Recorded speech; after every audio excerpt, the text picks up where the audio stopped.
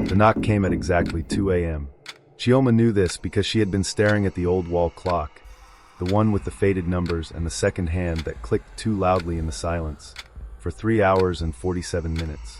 She had counted every click, every breath, every moment that her mother had been gone. 3 months, 2 weeks, and 5 days. But who was counting? Knock, knock, knock. The sound was soft, deliberate, the kind of knock that wasn't meant to wake anyone who was sleeping, but was perfectly designed to be heard by someone who was already awake. Someone who was waiting.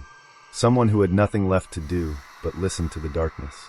Chioma's hand froze on the thin blanket covering her legs. The kerosene lamp beside her bed flickered, casting shadows that danced like spirits across the cracked walls of their small mud house. Outside, the night was thick with the kind of silence that only exists in remote villages. The kind where you can hear your own heartbeat. The kind that makes you believe you're the only person left in the world. Knock, knock, knock. This time it was louder, more insistent. Her father, Okonkwo, stirred in the room next to hers. She heard the creak of his bamboo bed, the heavy sigh that had become his constant companion since that night. That terrible night when Mama had answered the door. Chioma? His voice was rough, scratched raw by grief and local gin. Did you hear something? She wanted to say no. She wanted to pretend that the sound existed only in her imagination, that it was just another trick her mind was playing, because she missed her mother so desperately that she was beginning to hear things that weren't there. But then it came again. Knock, knock, knock. And this time, beneath the sound, she heard something else. Something that made her blood turn to ice water in her veins, that made her lungs forget how to pull in air, that made the room spin around her like she was falling through darkness. A voice. Chioma, baby, please, it's Mama. To understand what happened that night, you need to know about Yumuzike village. You need to know how it feels to live in a place where electricity is a luxury that visits maybe twice a week, where the nearest hospital is a 3-hour journey on roads that could break your bones before you reached help, where everyone knows everyone else's secrets but pretends they don't. Yumuzike sits in the southeastern part of Nigeria, hidden between palm forests and red clay roads that turn to rivers when the rains come. There are 47 houses in the village. Chioma had counted them one day when she was walking home from the stream with water balanced on her head. 47 houses, and in each one, families lived the same way their grandparents had lived, and their grandparents before them. But something had changed 3 months ago. It started with old Matsi Obiora, who lived alone at the edge of the village. He was a widower, a quiet man who carved beautiful wooden sculptures and sold them at the market in the neighboring town. Everyone liked him. Children would gather around his workshop to watch his weathered hands transform pieces of irako wood into birds that seemed ready to fly, into dancers frozen in eternal motion. One morning, Matsi Obiora didn't open his workshop. When the village youth president, Emeka, went to check on him, he found the door standing wide open. Everything inside was exactly as it should be. Tools arranged neatly, half-finished sculptures waiting for their creator's return, a cup of cold palm wine on the table. But Matsi Obiora was gone. People searched. They combed through the forest, waded through the streams, asked questions in every nearby village. The police came from town, asked their questions, wrote in their notebooks, and left with promises that felt as empty as Matsi Obiora's house. 2 weeks later, it happened again. This time, it was Nkechi, a young woman who had just gotten married 6 months earlier. Her husband, Chikwudi, woke up in the middle of the night to find her side of the bed empty. The door was open. She was gone. Chikwudi told everyone the same thing. I heard knocking. Around midnight. I thought it was just a dream. But when I woke up, Nkechi was gone, and the door was open. Then it was Ikena, the teacher at the village primary school. Then Adiz, who sold vegetables at the market. Then Uchenna, only 12 years old, who had answered a knock while his parents were away visiting relatives. Each time, the pattern was the same. A knock in the night. Someone answers. By morning, they're gone. The door is always found standing open, as if they walked out willingly, as if they followed someone or something into the darkness and never looked back. The village became a place of whispers and fear. People began sleeping with their doors barricaded, with charms from the local dibia hanging above their entrances, with prayers on their lips and terror in their hearts. The elders called a meeting. Everyone gathered under the big irako tree in the village square. Men, women, children, everyone. The oldest man in the village, Matsio Keke, who was 97 years old and had seen things that would turn your hair white, stood before them. "This is not ordinary," he said, his voice trembling with age and fear. "I have lived in this village all my life. My father lived here. His father lived here. We have seen droughts and floods, diseases and wars. But never this. Never people vanishing like smoke in the wind." He paused, his cloudy eyes scanning the crowd. "Listen to me, all of you. This is the most important thing I will ever tell you. If you hear knocking after midnight, no matter who calls your name, no matter what voice you hear, even if it sounds like your mother, your child, your wife, your husband, do not answer. Do not open the door. Do not even look through the window. Pretend you are dead. Pretend you do not exist. Because if you answer..." He didn't finish the sentence. He didn't have to. Everyone understood. To answer was to disappear. To answer was to become another name in the growing list of the lost. To answer was to walk through a door you would never return from. For a while it worked. People obeyed the rule. The knocking continued. Oh yes, it continued, but no one answered. Night after night, families would huddle together in their homes, hands clasped, prayers whispered, while the knocking moved from house to house like something searching, hunting, growing more desperate. Until the night Chioma's mother, Ngozi, broke the rule. Ngozi was the kind of mother who braided her daughter's hair while humming old Igbo folk songs, who could cook jollof rice so perfectly that people from 3 villages away would request it for their celebrations, who had a laugh that sounded like music and a heart that was too kind for a world growing darker by the day. She had been worried about her own mother, Chioma's grandmother, who lived 2 villages away and had been sick with malaria. Every day, Ngozi would make the journey to care for her, bringing food and medicine, washing her clothes, sitting by her bedside and telling her stories to make her forget the pain. On that night, Ngozi had returned home late, exhausted but relieved. Grandmother was getting better. The fever had broken. Soon, everything would return to normal. Chioma remembered sitting with her mother in the small kitchen, watching her eat the akra and bread that Chioma had prepared. The kerosene lamp had cast a warm glow on Mama's face, and for a moment, everything felt safe again. "How is school, my daughter?"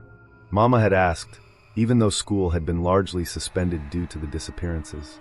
Parents were too afraid to let their children walk the roads. "I'm reading the books myself," Chioma had answered. "I'm not going to fall behind, Mama. When everything is normal again, I'll be ready." Mama had smiled, that beautiful smile that made her eyes crinkle at the corners. "That's my smart girl. You're going to be something great one day. I know it. I feel it here." She had placed her hand over her heart. They had talked for a while longer, about small things, everyday things, the kind of conversation that feels meaningless until you realize it might be the last one you ever have. Then Mama had sent Chioma to bed, had kissed her forehead, had whispered, "I love you," in that way mothers do when they want you to remember it forever. Chioma had fallen asleep to the sound of her mother cleaning dishes, humming softly. She woke to the knocking. Knock, knock, knock. At first, it was part of her dream. But then her eyes opened, and she realized the sound was real. Her heart had started beating faster, harder, until she could hear it pounding in her ears. She had heard her father's voice, groggy with sleep. "Who is there? Who is knocking?" No answer, just more knocking. Then her mother's voice, concerned. "Okonkwo, don't go to the door. Remember what the elders said." "I'm not going to open it," her father had replied. "I just want to see who it is." Chioma had gotten out of bed, her bare feet silent on the cold floor. Through the thin wall that separated her small room from the main living area, she could hear everything. The knocking had stopped for a moment. Then it came again, but this time, a voice accompanied it. "Please help me. I'm hurt, please." It was a child's voice. Small, frightened, the kind of voice that pulls at your heart, that makes you want to throw open the door and gather whoever is out there into your arms and tell them everything will be okay. Chioma had pressed her ear against the wall, listening. "It's a child," her mother had whispered. "Okonkwo, there's a child outside. Hurt." "It's a trick," her father had said, and Chioma could hear the fear in his voice, but also the doubt. "It must be a trick," the elders said. "But what if it's real?" Mama had interrupted. "What if there's really a child out there bleeding, dying, while we hide inside like cowards? What kind of people would that make us?" "Ngozi, please. Just let me look. I won't open the door. I'll just look through the window." Chioma had wanted to scream, wanted to run into the room and grab her mother's arm and beg her not to go near that window. But her voice had been frozen in her throat, her body paralyzed with a fear she couldn't name. She had heard footsteps. Her mother's footsteps, moving toward the window. Then silence. A long, terrible silence that seemed to stretch for hours. Then her mother's voice, but different now. Confused. Almost dreamy. "It's... Mama." "What?" Her father's voice, sharp with alarm. "It's my mother. She's outside. She's calling for me." "That's impossible. Your mother is in Uzoakali village. She's sick. She can't be. But I can see her. She's right there. She needs me. She's saying she's dying. She needs me now." Chioma had finally found her voice. "Mama, no." But by the time she ran into the room, her mother was already at the door. Her hand was on the latch. Her eyes were glazed, as if she was looking at something only she could see. "Mama, please." Chioma had grabbed her mother's other arm, trying to pull her back. Her father had reached them, had wrapped his arms around Ngozi, trying to stop her. But Mama had been so strong. Stronger than she should have been. As if something was pulling her from the other side, something that wanted her more than her family did. She had opened the door. The night air had rushed in, carrying with it the smell of something wrong, like flowers left too long in a closed room, sweet and rotting at the same time. Chioma had looked past her mother, had tried to see what was outside that door. But there was nothing, just darkness. Thick, complete darkness that seemed to swallow the light from their lamp, that seemed to have weight and presence, that felt alive in a way darkness should never feel. Mama had stepped forward. "No!" Chioma and her father had screamed together, their voices mixing into one desperate sound. Mama had turned back for just a moment. The glaze had cleared from her eyes, and for one heartbeat, she had seemed like herself again. Tears had been streaming down her face. "I'm sorry," she had whispered. "I'm so sorry. I have to go. She needs me. I have to." Then she had stepped through the door and into that darkness. Her father had tried to follow, had tried to pull her back, but the moment he reached the threshold, something had pushed him back with such force that he had flown across the room and hit the wall. Chioma had run to the door, had stood at the edge of that darkness, had screamed her mother's name until her voice was raw. But Mama was gone. The darkness had faded, becoming ordinary night again. And there, outside their door, was nothing but the empty village path and the sound of crickets singing their endless song. The days after Mama's disappearance blurred together like watercolors running in the rain. Chioma remembered them in fragments, in moments that felt more like dreams than memories. She remembered the search parties, men with lanterns and machetes, walking through the forest, calling Ngozi's name. The local vigilante group had come from town with their big trucks and important faces, had asked their questions and written in their notebooks and promised to do everything they could. But everyone knew. Everyone understood. Ngozi had answered the knock. She had opened the door. And now she was gone, like all the others before her, into whatever impossible place the disappeared went. She remembered the prayer meetings. The pastor from the village church had held a special service, had called upon God and all the angels to protect the village. The traditional.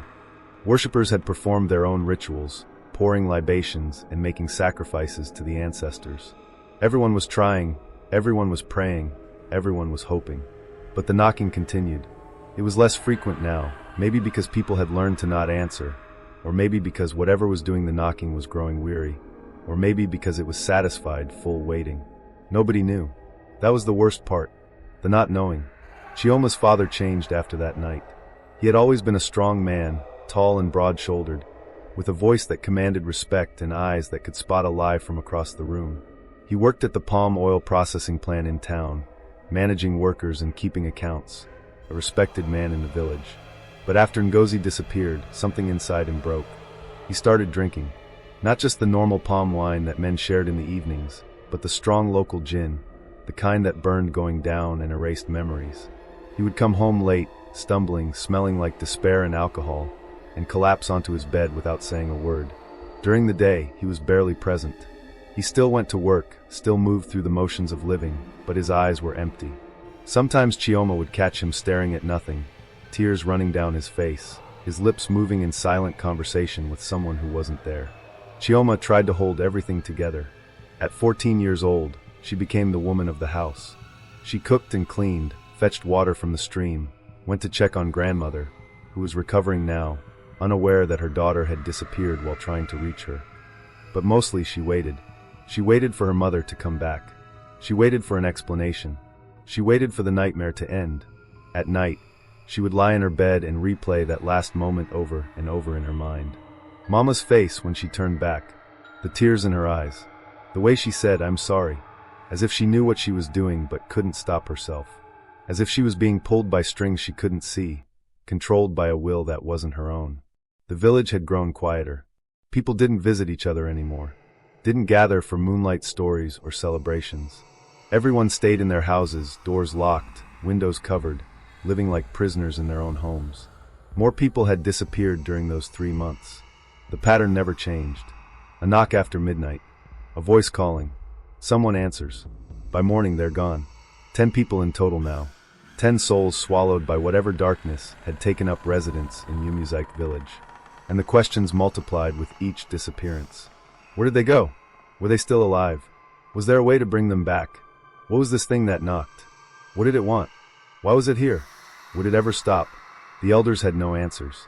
The pastor had no answers. The traditional priests had no answers.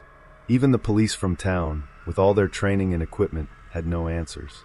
Some people started to leave the village. Families packed up their belongings in the middle of the day and moved to other towns, other states, anywhere that wasn't Yumuzike. But many stayed, because this was home, because they had nowhere else to go, because they believed that running wouldn't help, that whatever was happening here might follow them wherever they went. Chioma stayed because her father stayed, and her father stayed because leaving felt like abandoning Ngozi. As long as they remained in the house where she had last been seen, there was a chance, however small, however impossible, that she might find her way back. So they waited, and hoped, and tried to survive, until tonight, when the knock came again. "Chioma, baby, please, it's Mama." The voice was perfect, not similar to her mother's voice, not like her mother's voice. It was her mother's voice, every inflection, every tone, every tiny characteristic that made it uniquely hers. Chioma felt her body moving before her mind could catch up. She stood from her bed, her legs trembling, her heart hammering so hard she thought it might burst through her chest. Chioma, no. Her father was at her door now, his eyes wild with fear and the confusion of sleep. Don't go near that door. Don't even listen to it. But how could she not listen? How could she not respond when her mother, her beautiful, kind, loving mother who had been gone for 3 months, 2 weeks, and 5 days, was calling her name? Knock. Knock. Knock. Please, Chioma. I'm so cold. I need you to let me in. Just open the door. Just for a moment. I need to see you. I need to tell you something important. Tears were streaming down Chioma's face now. Her whole body was shaking. Every instinct she had was screaming at her to run to that door, to throw it open, to embrace her mother and never let her go. But a small voice in her head, the voice of reason, of survival, was whispering, "This is how it happens. This is how they all disappeared. Don't answer. Don't open the door. Baby, please. I don't have much time. They're coming for me again. If you don't let me in now, I'll be gone forever. Is that what you want? Do you want to lose me forever?" The words were like knives in Chioma's heart. She took a step toward the door. Her father grabbed her arm. "That's not your mother. It sounds like her. That's what it wants you to think. Remember what happened to Mama. Remember what she said before she left. Do you want to disappear too? Do you want to leave me completely alone?" Chioma looked at her father. In the lamplight, she could see the devastation in his face, the fear, the desperation. He had already lost his wife. He couldn't lose his daughter too. But the voice kept calling. "Chioma, I can see you through the door. You've grown so much. You look so beautiful. So much like I remember. Please, just let me in for 1 minute. 1 minute to hold you. 1 minute to tell you I love you. That's all I'm asking." A new sound joined the knocking. Crying. Soft, heartbroken sobbing that sounded exactly like her mother when she was sad. Chioma's resolve was crumbling. "Papa, what if it really is her? What if she managed to escape from wherever she was? What if she's really out there, really asking for help, and we're just standing here while she suffers?" Her father's face crumpled, because he was wondering the same thing.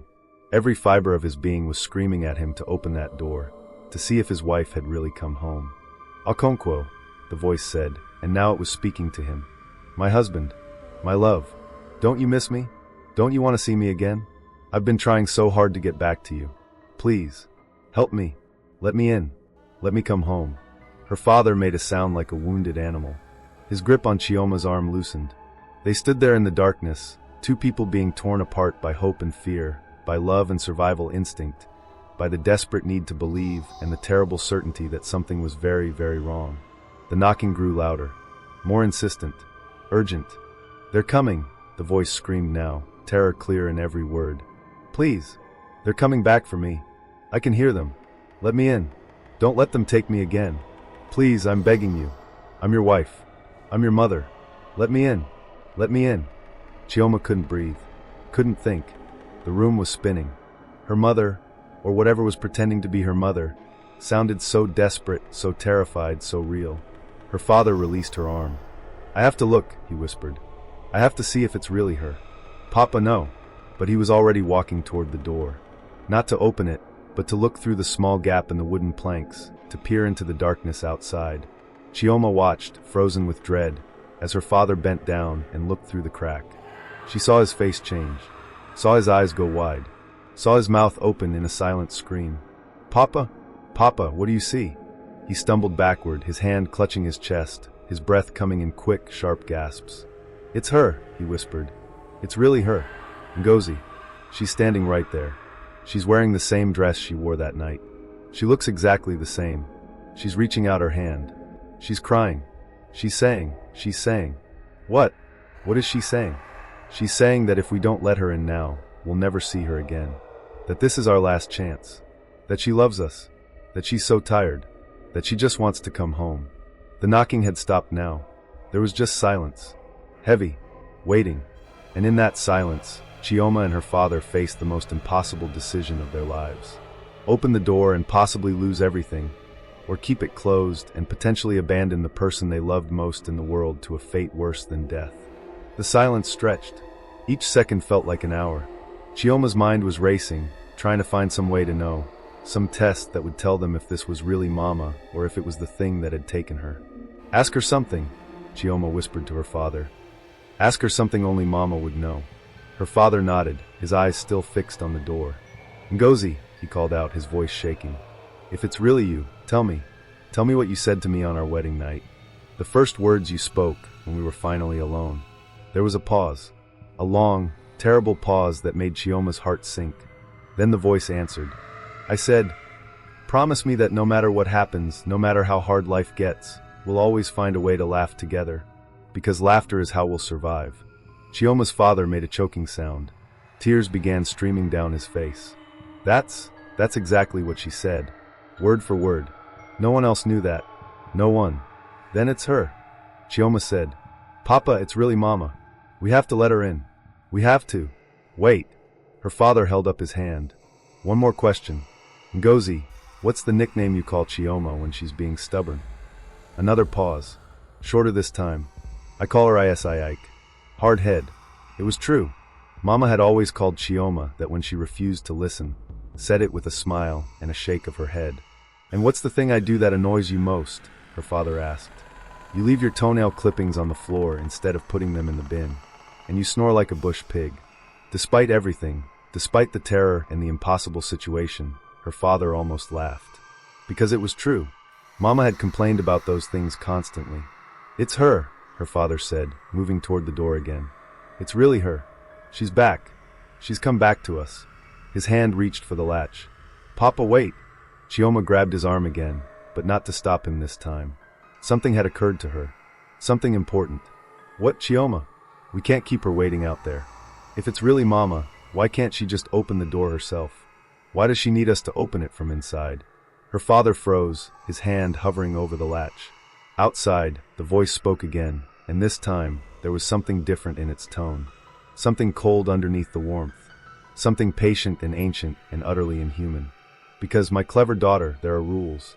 Even for us. A door must be opened from the inside. An invitation must be given. That's how it works. That's how it's always worked." The temperature in the room seemed to drop. The lamp flickered, its light growing dimmer. "Okonkwo," the voice continued, and now all pretense of humanity was gone. It still sounded like Ngozi, but underneath was something else, something layered and multiple, as if 1,000 voices were speaking at once, perfectly synchronized. "You're so close. Just lift the latch. Just open the door. Your wife is waiting. She's been waiting for so long. Don't you want to hold her? Don't you want to be a family again?" "Where is my wife?" her father demanded, anger cutting through his grief. Where is the real Ngozi? A sound came from outside. Laughter. Soft at first, then growing louder, more manic, until it filled the air with its terrible music. She's here, the voice said when the laughter finally stopped. They're all here. Matsi Obiora is here. Nkechi is here. Ikena, Adiz, Uchenna, all of them. We're all here together. It's wonderful. And we want you to join us. We want everyone to join us. Join you where? Chioma asked, her voice barely a whisper. In the place between. In the space that exists in the cracks of the world. In the darkness that was here before light. In the silence that will be here after the last word is spoken. We've been here forever. We'll be here forever. And we're so lonely. We need companions. We need. The voice trailed off, then changed again. This time it was Matsi Obiora's voice, deep and rough. Help me, please. It's so cold here. Then Nkechi's voice, young and frightened. I want to go home. Please let me go home. Then Uchenna, the child who had disappeared. Mama, Papa, where are you? I'm scared. I'm so scared. Voice after voice, person after person, all the disappeared speaking at once, crying, begging, pleading, their words overlapping until it became a terrible chorus of agony.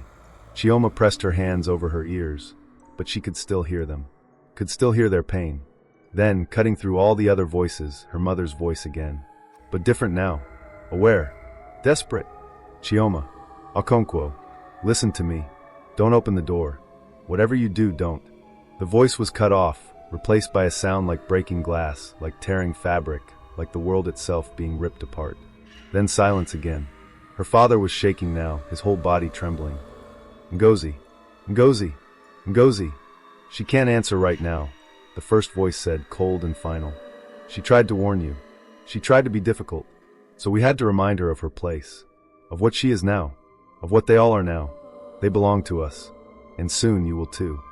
Never, Chioma said, and she was surprised by the strength in her voice. We'll never open that door. We'll never let you in. Oh, but you will, the voice said, and there was absolute certainty in its tone. Maybe not tonight, maybe not tomorrow, but eventually, you'll have a moment of weakness. Eventually, you'll convince yourself that this time will be different. Eventually, you'll hear the right voice, the right words, the right promise. And when that moment comes, you'll open the door. You'll all open the door, one by one, until the whole village belongs to us, until everyone is here in the darkness where they belong. Why? Her father screamed. Why are you doing this? What do you want? Want? The voice seemed to consider this. We don't want. We are. We exist. And existence requires feeding, requires sustenance. Your fear, your love, your hope and your despair, your memories and dreams, your very essence. We consume it all. And when you're empty, we wear what's left of you like a coat. We use your voice to call to others. We use your face to trick them into opening their doors. That's what your Ngozi is now. A coat we wear, a tool we use. And soon, you'll be coats too. The words hung in the air like poison. Chioma looked at her father, saw the defeat in his eyes, saw him reaching for the door again, not because he believed it was Ngozi, but because he couldn't bear the thought of her suffering in that place, being used by these things, being empty. If I open the door, he said quietly, if I let it take me, will you let Ngozi go? Papa, no. Will you? He demanded, his hand on the latch. The voice laughed. Oh, you precious, foolish man. There is no letting go. There is no escape. There is only us. Only the darkness. Only the hunger. But if it makes you feel better, if it makes it easier to open that door, then yes. Yes, we'll let her go. We promise. And the thing was, Chioma could hear the lie, could hear the terrible, mocking falsehood in those words. But she could see in her father's face that he was choosing to believe it anyway, choosing to hope, even though hope was a weapon being used against him. His hand lifted the latch. Papa, please. The door began to open, and that's when Chioma remembered something. Something her grandmother had told her once, years ago, when she was just a small child learning folk tales and old stories. Papa, stop, she screamed. I know what to do. I know how to save Mama. Her father paused. The door opened just a crack, darkness beginning to seep through. What? Chioma, what are you talking about? Grandmother told me a story. About the spirit walkers. The ones who steal people in the night. She said there's only one way to get them back. Only one thing they fear. Only one thing that can make them return what they've taken. What is it? Her father asked, and in his voice was the faintest spark of hope. Chioma looked at the crack in the door, at the darkness trying to push through, at the thing waiting on the other side. "A sacrifice," she whispered, "but not the kind they expect." And with those words, Chioma stepped forward, stepped toward the door, stepped toward whatever impossible fate awaited her in the place between worlds. Her father grabbed her, tried to pull her back, but she was already moving, already committed. "Chioma, no. Not you. Take me instead." But Chioma smiled, even as tears ran down her face. Because she finally understood, finally knew what needed to be done. The door swung wider. The darkness rushed in. And Chioma spoke the words her grandmother had taught her, the words that had been passed down through generations, the words that were meant for exactly this moment. But what those words were, and what happened when she spoke them, and whether they saved her mother or doomed them all, that part of the story has not been told yet. That part is still waiting, still knocking, still calling in the darkness at 2 a.m. The words unspoken. But before I tell you what happened next, before I reveal the ancient words that Chioma spoke, and whether they saved her mother or damned them all, there is something you need to understand. Something about doors. You see, every day we face doors. Not just the wooden ones that separate our homes from the outside world, but the invisible ones. The doors that fear knocks upon. The doors that grief tries to open. The doors that desperation begs us to unlock. And every single one of us must decide, which doors do we open, and which do we keep closed? Chioma's father was faced with an impossible choice that night. Love was knocking, wearing the face of his missing wife. Hope was calling, promising reunion. And all he had to do was lift a simple latch. But here is the lesson that the darkness teaches us. Not everything that sounds like love is love. Not everything that looks like hope is hope. And sometimes the most loving thing we can do is keep the door closed, even when our hearts are breaking. The disappeared people of Yumuzaik village all made the same mistake. They believed that love meant saying yes. That kindness meant opening up. That faith meant trusting the voice in the darkness. But true love sometimes means saying no. True kindness sometimes means protecting yourself. And true faith means trusting that some mysteries are better left unsolved, some doors better left closed. The moral of this story? Not every knock deserves an answer. Not every voice deserves a response. Not every door deserves to be opened. And sometimes the bravest thing you can do is stand firm in the darkness and say, not today, not ever. Because the things that hunt us in the night, whether they're supernatural beings or the demons of our own making, they all use the same trick. They wear the faces of the people we love. They speak with the voices we trust. They promise us exactly what we want to hear. And if we're not careful, if we don't guard our hearts and our homes and our boundaries, they'll consume us one knock at a time. But you want to know what happened to Chioma, don't you? You want to know if the ancient words worked. You want to know if her mother came back. You want to know what the sacrifice was and who paid it. You want to know if the village of Yumuzaik was saved, or if the darkness took them all. You want to know why the knocking started in the first place. You want to know what lives in the place between worlds. You want to know if this story has a happy ending, or if it ends the way all stories about darkness must end, with more questions than answers, with more shadows than light. And I promise you, the answers will shake you to your core. Because in part 2 of The Last Person Who Knocked, you'll discover the truth about what Chioma's grandmother knew. The ancient ritual that can bring back the disappeared. What really happens when someone crosses through the door. The identity of the thing that's been wearing Ngozi's voice. Why the village was chosen, and what connects all the disappeared. The terrible price that must be paid for salvation. And the shocking revelation about Chioma herself that changes everything. This story isn't over. It's only just begun.